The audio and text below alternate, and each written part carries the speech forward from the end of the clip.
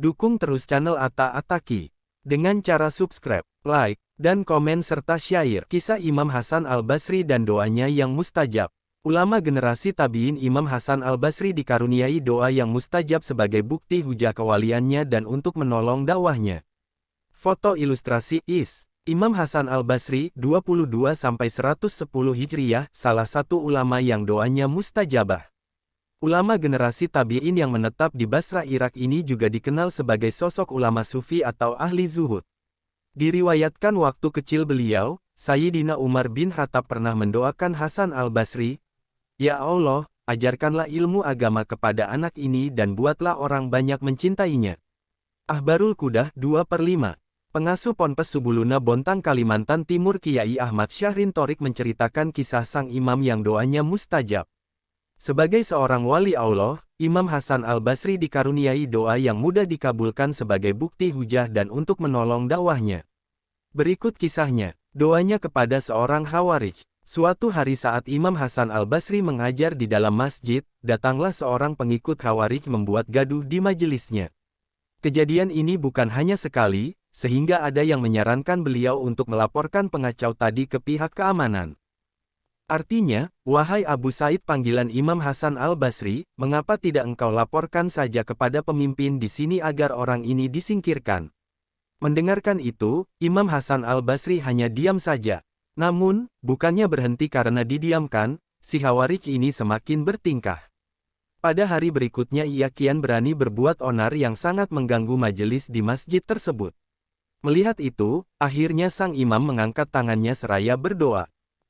Artinya, "Ya Allah, Engkau telah mengetahui gangguan dia terhadap kami. Maka singkirkanlah dari kami dengan cara yang Engkau kehendaki." Seketika laki-laki itu jatuh tersungkur. Para jamaah kemudian menggotongnya menuju rumahnya. Ketika diletakkan di pembaringan, orang itu ternyata sudah tidak bernyawa. Orang-orang dibuat takjub akan kekuatan doa sang imam sehingga mereka bertambah segan dan patuh kepadanya. Namun justru setiap mengingat peristiwa tersebut, Imam Hasan al-Basri menangis, seraya berkata, "Aku tidak menghendaki dia celaka seperti itu, demi Allah." Hayatus Salaf Baina Qauli wal Amal hal 479. Membungkam penguasa zalim Hajjaj bin Yusuf. Siapa yang tidak mengenal kekejaman Hajjaj bin Yusuf, seorang penguasa zalim bertangan besi pada masa dinasti Umayyah. Dikisahkan, Hajjaj pernah membangun istana yang megah untuk dirinya di kota Wasit. Ketika pembangunannya selesai, diundanglah orang-orang susunya para ulama untuk melihat dan memberinya doa selamat. Tapi justru Imam Hasan al-Basri menggunakan kesempatan itu untuk memberikan pelajaran kepada Hajjaj. Maka saat ia diminta berbicara, beliau tidak menyia-nyiakannya. Dengan gencar sang imam menyampaikan kritik-kritik tajam dan pedas yang ia tujukan kepada para penguasa zalim itu. Di antara isinya, "Kita mengetahui apa yang dibangun oleh manusia yang paling kejam dan kita dapati Fir'aun yang membangun istana yang lebih besar dan lebih megah daripada bangunan ini. Namun kemudian Allah membinasakan Fir'aun beserta apa yang dibangunnya. Andai saja Hajjaj sadar bahwa penghuni langit telah membencinya dan penduduk bumi telah memperdayakannya." Beliau terus mengkritik Hajjaj hingga beberapa ulama yang hadir mengkhawatirkan keselamatannya. Beberapa orang menghampiri sang imam dan memintanya untuk berhenti, "Cukup wahai Abu Said, cukup." Namun Hasan al-Basri justru menjawab. Artinya, Allah Subhanahu wa Ta'ala telah mengambil sumpah dari ulama agar menyampaikan kebenaran kepada manusia dan tak boleh menyembunyikannya. Keesokan harinya, saat Hajjaj menghadiri pertemuan bersama para pejabat teras atas di pemerintahannya dengan memendam amarah ia berkata keras kepada semua yang hadir. Artinya, "Celakalah kalian. Seorang dari keturunan budak-budak Basra itu memaki-maki kita dengan seenaknya dan tak seorang pun dari kalian berani mencegah dan menjawabnya. Demi Allah, akan kuminumkan darah orang itu kepada kalian wahai para pengecut." Hajjaj lalu memerintahkan agar pengawalnya menyiapkan alat eksekusi lalu meminta agar Hasan al-Basri dijemput ke kediamannya. Saat ia dibawa beberapa tentara, orang-orang menatap sang imam dengan iba. Mereka seperti sudah tahu apa akhir kisah dari ulama besar tersebut. Dengan tenang dan penuh wibawa sang imam melangkah masuk ke ruangan yang di dalamnya ada Hajjaj, para pejabat dan juga Algojo bersenjata lengkap.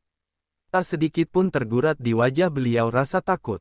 Justru yang terjadi, malah Hajjaj seperti salah tingkah dan langsung ciut nyali. Ia terkesima oleh pancaran pengaruh sang imam yang sangat kuat. Hajjaj turun dari tempat duduknya lalu menghampiri Imam Hasan al-Basri seraya berkata ramah, "Silahkan duduk di sini wahai Abu Said."